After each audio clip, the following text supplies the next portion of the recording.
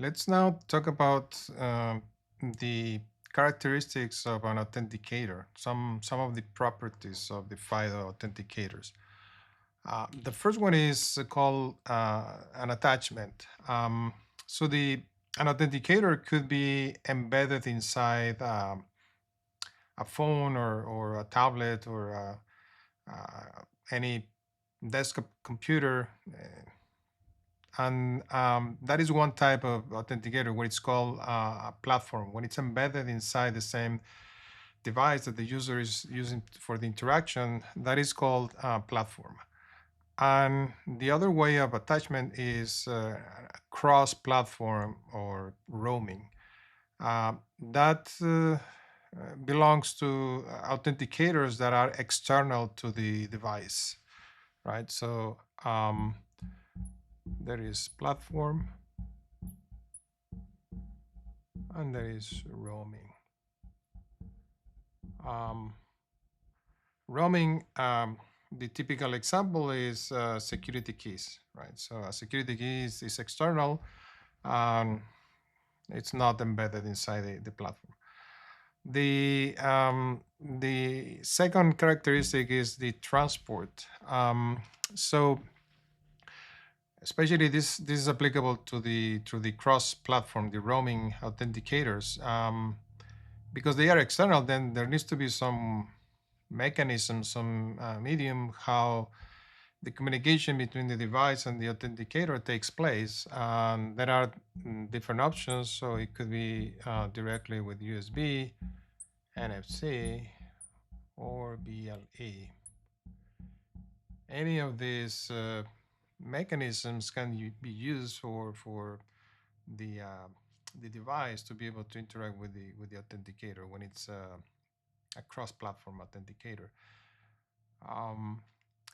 Then it comes to the user verification. So user verification means that whenever a FIDO operation is going to be performed, the user needs to be verified.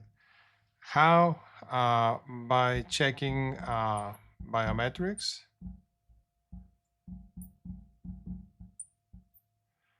Um, the, could be also the pattern of the device, especially for platform authenticators. Or it could be a PIN, where the PIN is the typical way how roaming authenticators add the capability for user verification, but obviously there might be some of them that support biometrics.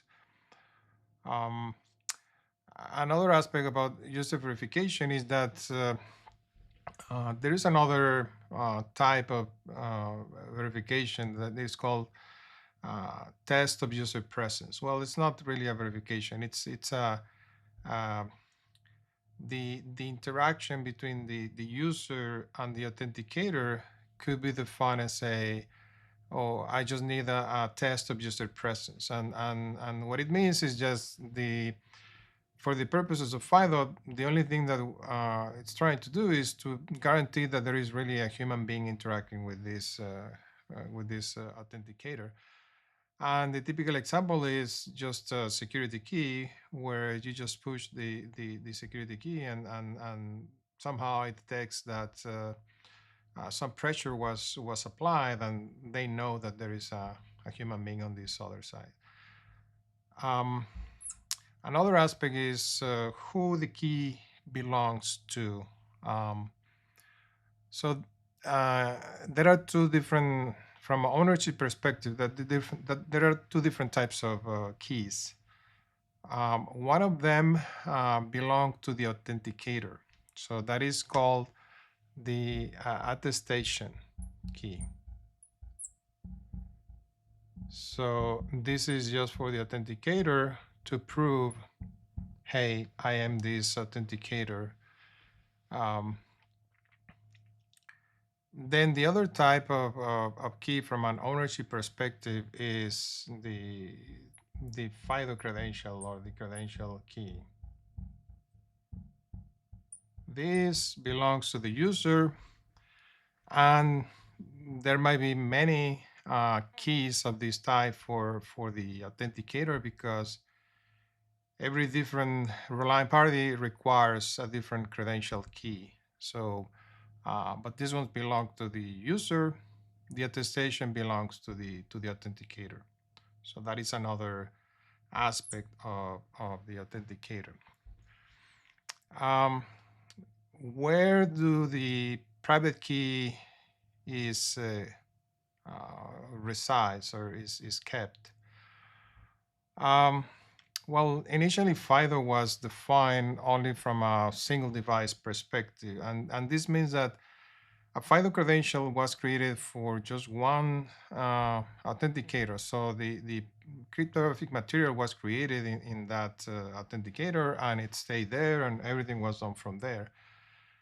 But recently, the concept of synchronizing the same key across many different devices and those many different authenticators has gained popularity. So nowadays, it's possible to sync the keys. So that's another aspect for the authenticator. Another is the storage. And by storage, what I mean is, so whenever there is a credential key, there will be a private key that was created. That private key was created for a specific domain name. Um, the private key is of a particular type. It could be RSA, it could be elliptic curve, whatever. And then there is an ID associated to all of this. And there might be some other attributes like user and so on. But so what matters for this explanation is many times the authenticator, or sometimes the authenticator might not have enough space to keep all this information. Because remember, it's not only one credential key, it's one pair domain name. So there might be many keys.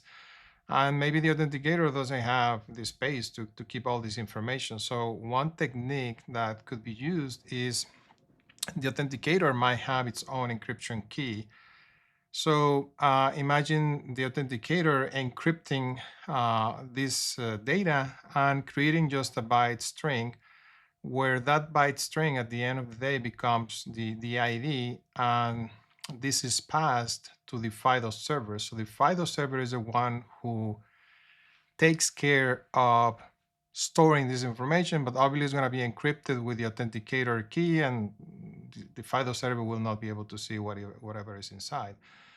But in that scenario, the FIDO server, before this key needs to be used, needs to send it to the client and then to the authenticator, so the authenticator can decrypt and then perform the FIDO operation. So it means that there's two ways for this to work. Either the authenticator has the capability to keep this data already there, or it might need to use to externalize this data to the FIDO server, and then it's coming back.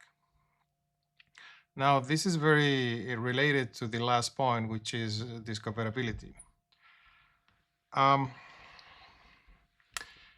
Whenever an authentication is being performed, there are two options. So the typical way is where the user types a username to be identified.